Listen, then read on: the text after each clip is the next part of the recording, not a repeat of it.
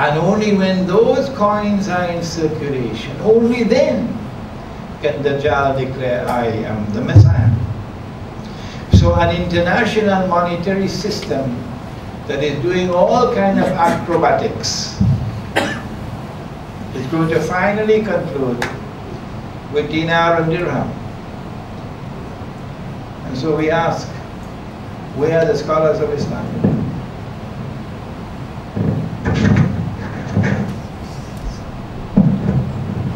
جزاك الله خيرا على هذه التذكرة. If I'm not mistaken, I want to ask you, you have mentioned that the Prophet Muhammad sallallahu alaihi wasallam never married to Aisha radiallahu anha, and I don't understand. Can you give me some more explanation, please? A marriage ceremony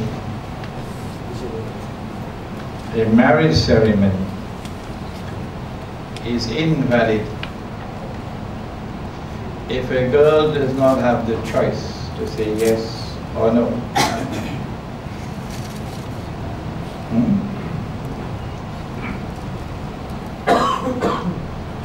Allah subhanahu, this is in the Sirah, Ibn Hisham, you find it there. Allah subhanahu wa ta'ala communicated through a vision that this, I've chosen this as your wife, Aisha radiallahu ta'ala anha. Once that communication was received, she is his wife. He doesn't have to marry her.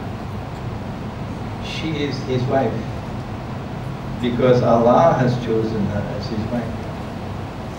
So there was never any marriage ceremony. No. So he did not marry her. Allah chose her for him. He did not marry her. But the hadith in Sahih Bukhari, in Sahih Muslim, in several other books of hadith, is that he married. She is saying, Aisha radiallahu ta'ala anha is saying, that the Prophet married me when I was 6. Someone did something to the wording.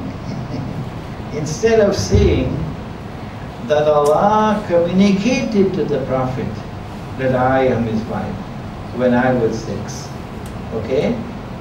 Someone did something to it, I made it now, that he married me when I was 6. If this hadith is accepted as correct, which is in conflict with the Quran, then tomorrow, when the Sharia is enforced in Egypt, in Tunisia, in Syria, wherever the revolution takes place, these uprisings, this time bomb is waiting to explode. What are you going to do? Tell me. When they come to you to the court for a marriage to take place, are you going to say, yes, the marriage ceremony can take place, but you can't take your wife home? She has to remain with her mother. You cannot have khalwa with her, you cannot be alone with her. How can you do that? This is his wife. Huh? And the government is going to support him, because the idea is to embarrass Islam, to make Muslims a laughing stock of the world. So if you can take this 6-year-old girl back home, and you can say, well, I'm not going to have sexual relations with her, but forget that, when we're in the bedroom, that's us. Huh? It is haram, it is haram, it is haram to have sexual relations with a girl who has not become a woman. It is haram, it is haram, it is haram. And we can use the Quran to establish that. If it is haram to have sexual relations with a girl before she has become a woman, then how can you marry her? How can you marry her? So the Sharia court should say, no, the marriage is not permissible in accordance with the Quran. That only when she has become a woman, then you can marry her.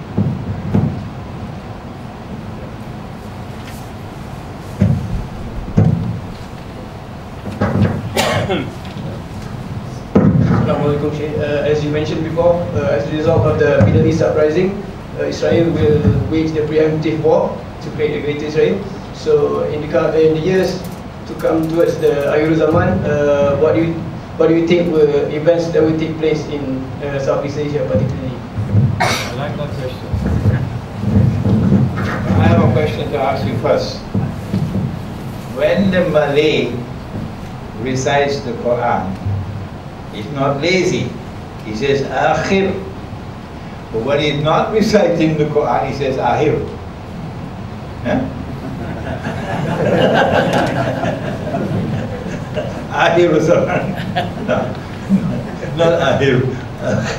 Akhir Zaman. Don't be lazy. As soon as Israel launches a big war,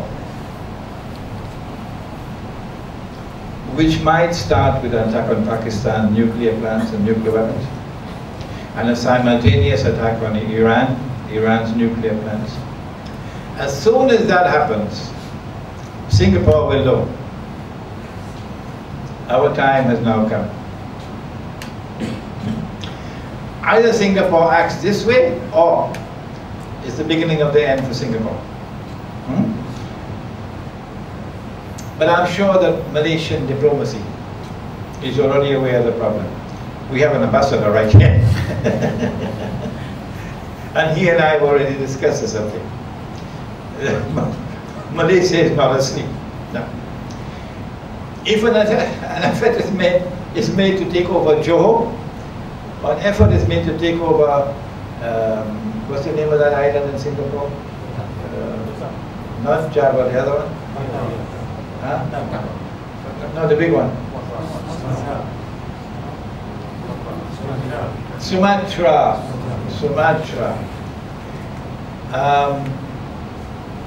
Then you can't defend that little island of Singapore. Not possible. Not possible to defend it. Too vulnerable. Then you will have some very interesting developments. It is better for me not to speak with too much details now. But just to make you aware that there are going to be dramatic developments in Southeast Asia as soon as Israel launches her attack.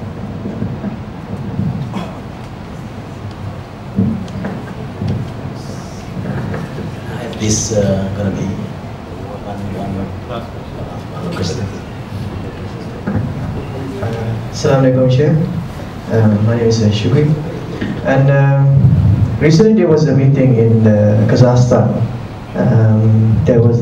This meeting was attended by leaders from China and Russia and leaders from Middle Asia countries, and with President Ahmadinejad and leader of Pakistan was there as the observer in Kazakhstan. Huh? And India, yes, and that meeting was India. And India. This was most trusted ally. Yes, exactly. It was Shanghai Cooperation's organizations, and during that meeting, Pakistan leader have decided that they want to join that Shanghai Cooperation Organization. So, do you see this as the beginning of alliance within Pakistan and Russia? And that is my question. I studied in Pakistan. The knowledge that you see displayed today is because of the training I got from great teachers in Pakistan. Okay? I have found great love for Islam amongst the people of Pakistan. Not only in Pakistan, but outside of Pakistan. But I found the worst leaders. There's nothing worse than them anywhere in the world than those who are leading Pakistan. And whenever a leader emerges who stands up, he's killed. He's assassinated. For all his faults, and Pakistani don't like me to say this, for all the faults of Zulfikar Ali Bhutto, and he was a man who committed great evil, no doubt about it. Yet he did stand up stand up for Pakistan and resisted them. And Henry Kissinger gave him a warning. We'll make a terrible example out of you if you continue this way. But he persisted. And in February 1974, he pulled off what was something that was very, very successful. It was the second Islamic Summit Conference in Lahore. Malik Faisal rahimahullah joined with Zulfikar Ali Bhutto to ensure that that summit conference takes place, and the rulers of the world didn't like it at all. And Indira Gandhi responded 2 months later to the Lahore Islamic Conference. 2 months later, in April, when India detonated her first nuclear blast, and India joined the nuclear club. That was the response to what Bhutto and Faisal did in February 74. And then when India detonated that first nuclear blast, then Bhutto declared, even if we have to eat grass, even if we have to eat grass, we must develop a nuclear deterrent. If the world of Islam today has a nuclear deterrent, which is why Pakistan is under such attack, part of the credit for that must go to Zulfikar Ali Bhutto. I don't know why the Islamic movement in Pakistan is incapable of recognizing something which is of value. The hatred for Bhutto is so great that it blinds them to be able to do proper analysis. Zia-ul Haq is the September massacre in Jordan, supporting and doing the dirty work of the Americans in Jordan against the Palestinians. So Zia-ul Haq, like Bhutto, was also a man with blood on his hands, with great evil to be done by him. But Zia-ul Haq also did great good. And the hatred for Zia-ul Haq is so great amongst the secular thinkers, they can't recognize what good he did. It is because he was establishing himself independently from them that the aeroplane fell down from the sky. Yeah. And he became Shaheed. Okay?